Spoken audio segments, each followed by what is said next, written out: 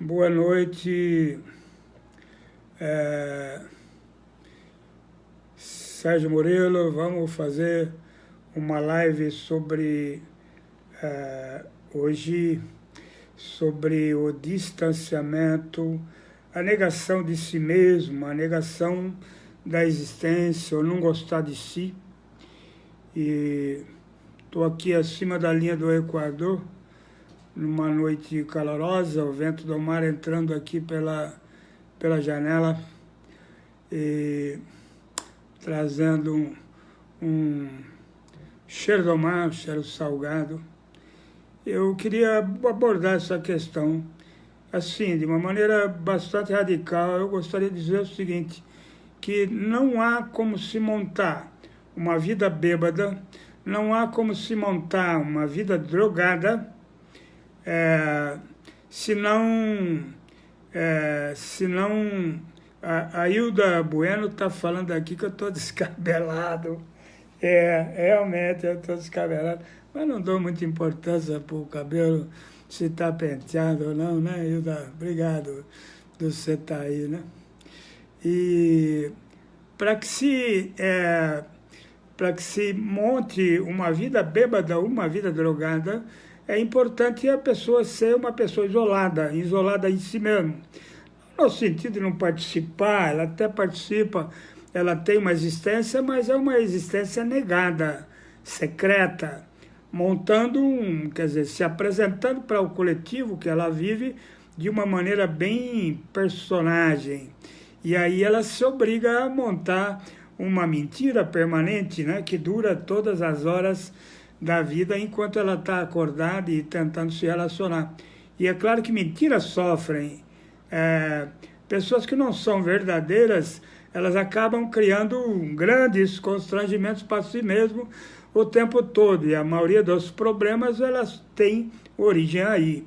Existe um estado de isolamento intenso, um isolamento que mantém a pessoa num egoísmo e bastante intenso e não permite que ela possa ser ela mesma.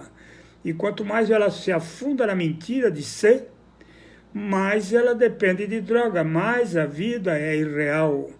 E vamos dizer que uma pessoa que não é real, não é verdadeira, ela vai se angustiando progressivamente e transformando a sua vida num estado de miséria. Uma pessoa que vive isolada, ela naturalmente é egoísta. Ela só vê a si própria. E uma pessoa isolada, que só tem visão de si própria na sua existência, ela é uma pessoa que não tem noção de mundo, é que ela não cria a possibilidade de aprender o mundo que a cerca. Aí ela vive dentro de um estado longe, um estado de distância de tudo que vive ao seu redor. E, consequentemente, ela não consegue aprender. Da onde é que vem o aprendizado? Nas relações. Quando você permite que o outro fale, você vai aprender a partir da experiência dele e da vida dele. Todas as experiências de todas as pessoas são fundamentais para poder montar a sabedoria de cada um de nós. Então, na medida em que eu sou todo, quanto mais eu sou todo, mais distante do estado de doença eu vou me encontrar. Então, uma pessoa usa droga durante anos, ela bebe durante anos e vai entrando cada vez num estado de maior isolamento. E também tem um fator que a pessoa isolada, ela não gosta de si. E quando a pessoa não gosta de si, por N fatores que ela imagina que fazem parte da história dela ou da realidade dela, ela pode fazer com ela qualquer besteira, porque quem não gosta de si, evidentemente não se cuida. E quem não se cuida se perde. E quem se perde não se cuida. E quem não se cuida se perde. E nessa roda progressiva, ela vai se destruindo diariamente. Então, o isolamento é o fator fundamental para que a pessoa se afunde em si mesma, como se fosse alguém sem cabeça, com a cabeça enfiada dentro do seu corpo, do próprio corpo, e que identifica única e exclusivamente, na medida em que sofre, o seu sofrimento e a sua dor, e quanto mais ela olha para o seu sofrimento e a sua dor, mais dificuldade ela tem para se livrar dela, porque quanto mais você olha para uma coisa, maior ela fica. Seu sofrimento, na medida em que ele é olhado com intensidade, ele se transforma numa autoridade sobre a sua vida, sobre o seu dia a dia. Então, muito bem. Quando essa pessoa ela tenta transformar a sua vida numa vida limpa, sem drogas e álcool, empurrada pelo desespero, quando ela percebe, finalmente, em algum momento da sua caminhada em direção ao nada, quando ela percebe que ela não tem mais recurso para poder se socorrer, ela se rende. Normalmente a rendição aparece na medida em que a pessoa se desespera e vê que nela não existem forças que possam salvá-la de si própria.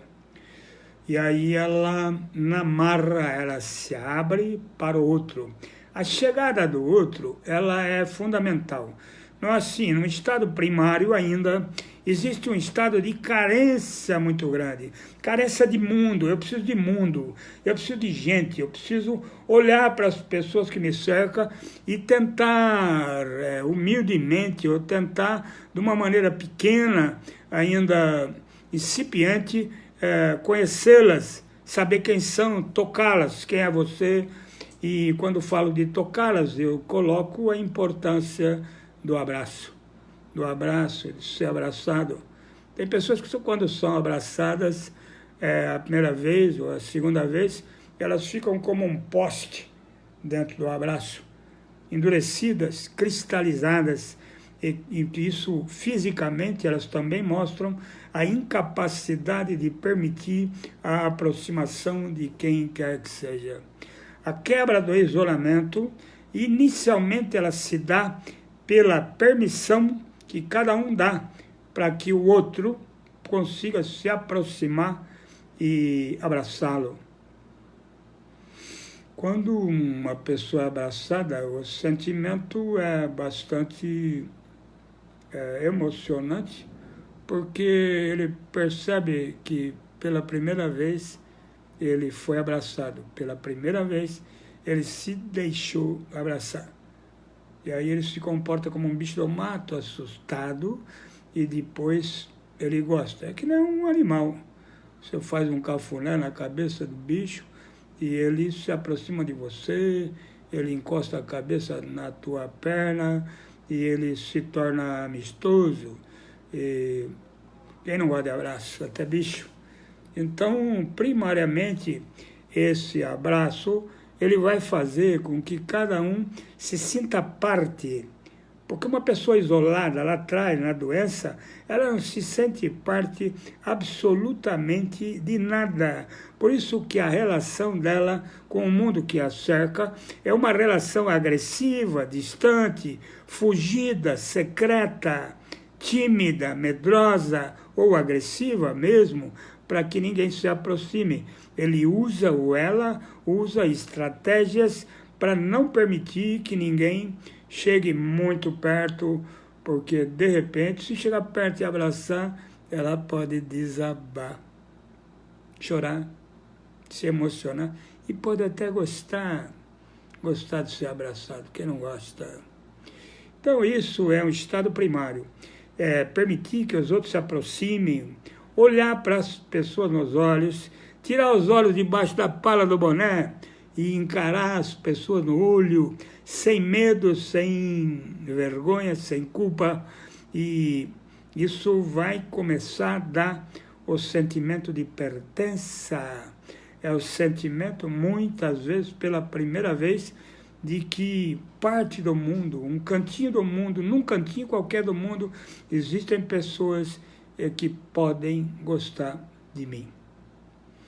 Num cantinho do mundo, as pessoas que estão lá podem me olhar com carinho, falar comigo com carinho, me oferecer um café e um abraço, e esse pode se transformar no primeiro elo de participação. Eu tinha um grande amigo, chamava Armando Tofanello, amigo de muita gente, uma das pessoas mais amorosas que eu conheci na minha existência, de uma energia fantástica, que se foi agora, no final do ano passado, e foi para Disney, uma grande reunião que tem aí por lá de lá. E esse cara, ele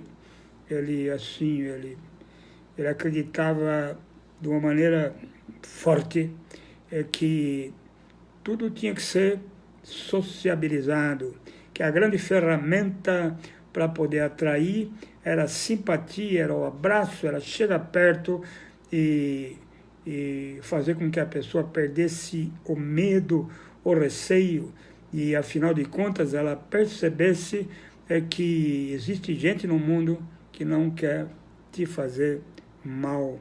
Existe gente num canto do mundo que quer amar você, e se você permitir, elas vão fazer isso. Então ele defendia, assim, com unhas e dentes, de que a recuperação de um adicto, de um usuário, um dependente de álcool e outras drogas, poderia ser resgatado inicialmente pela capacidade de amar que aqueles que já foram resgatados têm consigo mesmo. Então, esse fator é fundamental. E é claro que se esse fator de permissão que o outro se aproxime, esse fator ele aliado a um esforço dentro de um bom programa de transformação de si mesmo, um bom programa que trabalhe uma reforma íntima, não no sentido moral de buscar não pecar e etc., mas trabalhe o autoentendimento, ajude a que aquela pessoa possa iniciar um processo de compreensão de quem é ela na sua mais profunda essência, de quais os males que habitam a sua alma e que a transforma numa pessoa tão difícil de existir, que somente a embriaguez, o torpor, o uso de drogas pode dar algum tipo de felicidade, apesar da miséria que é produzida para essas pessoas dependentes, apesar do efeito colateral, apesar dos efeitos colaterais do uso de rebordosa e de ressaca e de outras questões de desajuste social que venham junto com essa prática. Então, essa permissão, quer dizer, uma pessoa recém-chegada a uma vida nova, uma vida pretendida de sobriedade, uma vida pretendida de ajuste, enquanto ela ainda não tem basicamente fundamental que essa pessoa seja olhada, abraçada, ela seja agradada, ela se sinta em casa. Se ela se sentir em casa, ela volta, porque todo mundo gosta da própria casa. Essa sensação de voltar a algum lugar onde você possa se sentir seguro é fundamental para que você coloque a sua âncora num porto seguro para poder seguir em frente e encarar a sua realidade histórica e a sua realidade momentânea e conseguir perceber em si mesmo quais as razões que a transformaram num dependente de álcool e outras drogas. Essa estratégia de aproximação, ela é um movimento preliminar para os recém-chegados a uma vida nova e um movimento que nunca, absolutamente nunca acaba ou nunca deveria acabar. Ninguém, absolutamente ninguém, deveria ser hostilizado, abandonado, jogado fora porque um dependente, um adicto, porque uma pessoa que rompeu pelo sofrimento que o seu uso de substância, originado no seu uso de substância, ela necessita a qualquer custo, durante todo o tempo, se sentir aceita, amada, querida, notada, vista, e que ninguém seja repudiado por qualquer motivo que seja, porque, afinal de contas, todos estão num processo de crescimento, se assim eles quiserem. Então, eu queria muito colocar isso, porque hoje eu estive num ambiente onde existia muita alegria, muito abraço, muito carinho, onde me pareceu que todas as pessoas que estavam lá se sentiam extremamente felizes por estarem juntas, pessoas que muitas vezes não se sentiram parte de absolutamente nada. E essas pessoas passam a se sentir parte, e se sentir parte é entender que o outro o ama, o outro lhe quer bem, e o outro está ali única e exclusivamente para te ajudar e ser ajudado, numa troca de energia positiva que não acaba nem depois de morto. É isso. Essa é uma tarde de domingo, tem um vento aqui entrando pela janela, uma brisa suave que vem do mar aberto aí fora e que nos toca e que nos pacifica e que tira do nosso coração o grito de gratidão. Obrigado pela vida, pelo entendimento, pelo processo de evolução, de crescimento, pelo processo de busca de novos estados de consciência que possam suprir a minha necessidade de paz. Um bom domingo, um bom descanso a todos e uma ótima semana que está aí se aproximando, né, para iniciar outubro com um novo vigor. Um beijo no coração, fiquem com Deus.